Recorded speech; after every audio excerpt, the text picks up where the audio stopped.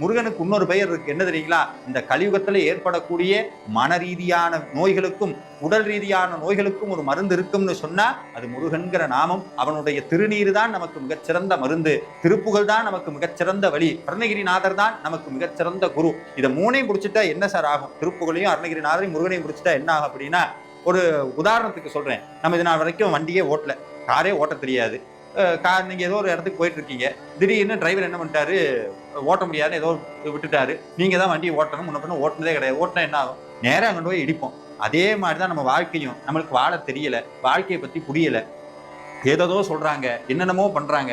ஒன்னே ஒண்ணு பண்ணுங்க, முருகா இந்த வாழ்க்கை உன்னுடையது, இனிமேல் எனக்கு எதுவும் தெரியாது, நீ என்ன சொல்றியோ அதை நான் ஏத்துக்கிட்டு அந்த பாதையில நான் போறேன், நீ காட்டுற வழியில நான் போறேன், அது நல்லதோ கெட்டதோ, துன்பம் வந்தாலும் முருகன் தான், இன்பம் வந்தாலும் முருகன் தான், காரை அவன்கிட்ட ஒப்படைச்சிட்டீங்கன்னா சுவாமி தானா கொண்டு போய் இடத்துல கரை சேர்த்துருவார். அந்த கரை எது தெரியுங்களா? முருகப்பெருமானுடைய திருவடி.